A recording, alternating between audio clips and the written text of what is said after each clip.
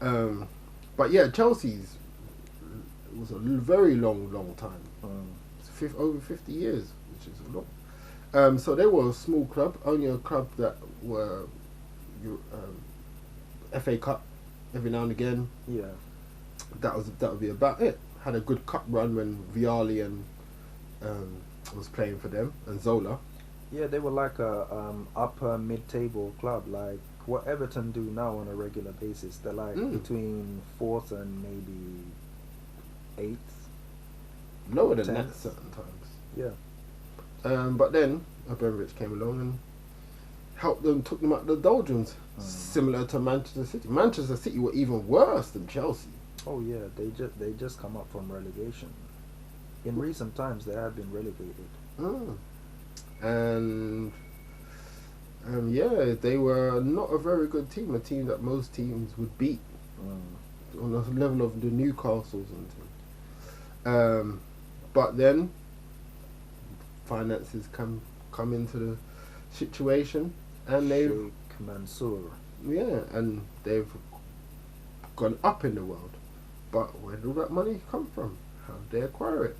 They didn't. Okay, they acquired a bigger stadium, but their fans aren't. They don't have a big fan base as their Manchester counterparts. Yeah.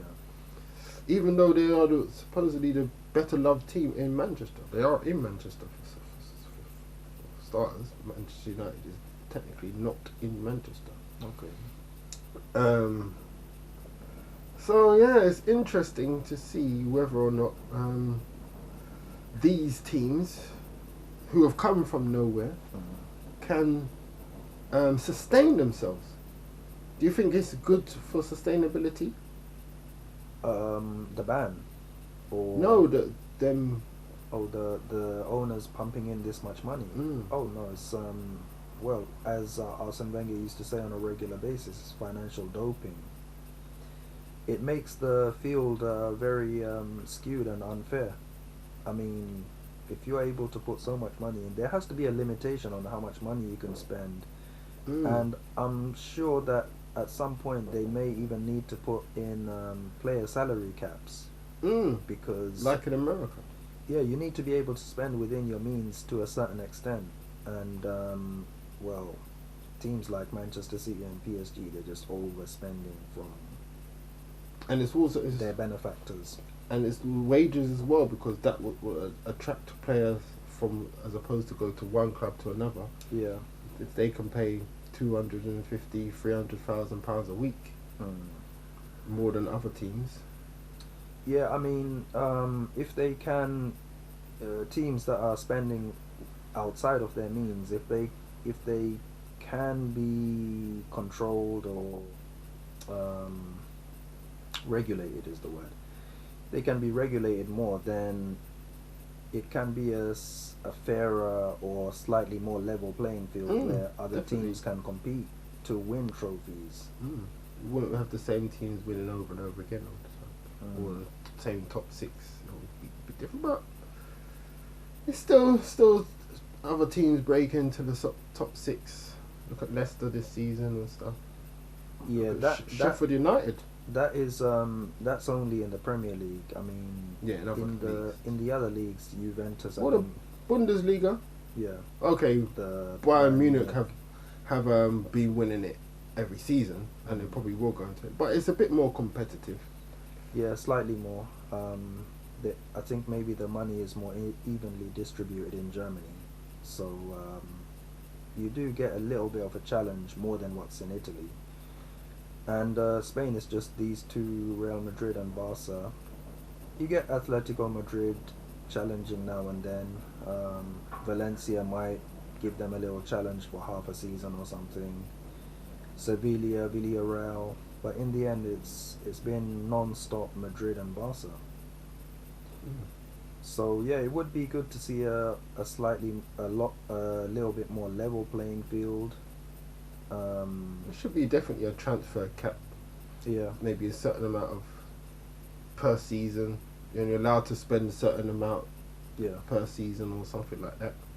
Yeah, I think the spending has gone out of control, and I think there needs to be some kind of caps and regulations on those things. When you hear them talking about spending in the transfer windows going into billions of pounds, you know there's something wrong with the world when there's poverty and things. Yeah. I mean, when the whole financial crisis was happening, I think Gareth Bale moved for around a world record fee, and I was wondering, how does that happen?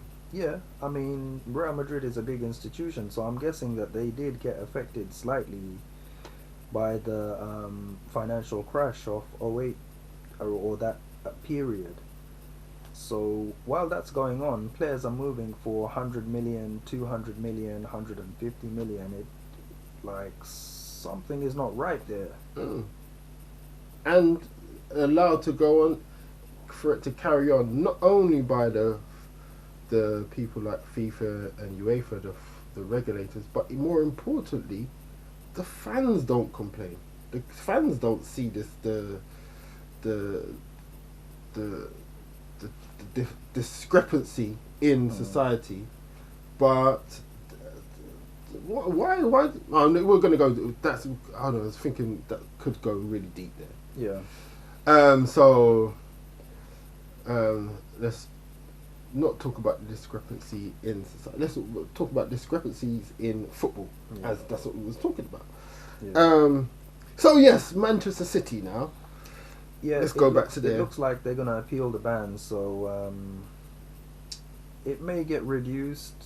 But I think the punishment is necessary. And I think make an example. Yeah, and I think a few other clubs like PSG and one or two others, they need to be regulated a bit more tighter. So if they appeal and they fail, and they're not in the Champions League for 2 seasons, do you think it will make them be even stronger contenders for this year's Champions League? The fact that they can't be in it for another 2 seasons? It may be that they might go for it more because the league is already gone. They've got FA Cup, and the Carabao Cup is probably won already. Yeah, it's probably highly likely, because we also have to take into consideration that a lot of their main, like the spine of the team is old. David Silva is going to leave at the end of the season. Sergio Aguero's 31. We're talking about leaving. Fernandinho as well.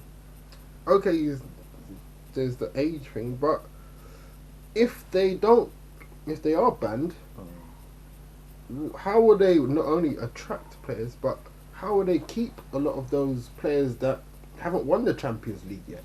Yeah, I think that's going to be an issue for them. They're going to struggle to keep those players because a lot of players who are kind of in that age range where they're at their peak, they might be wasting their peak years not playing in the UCL, the Champions League.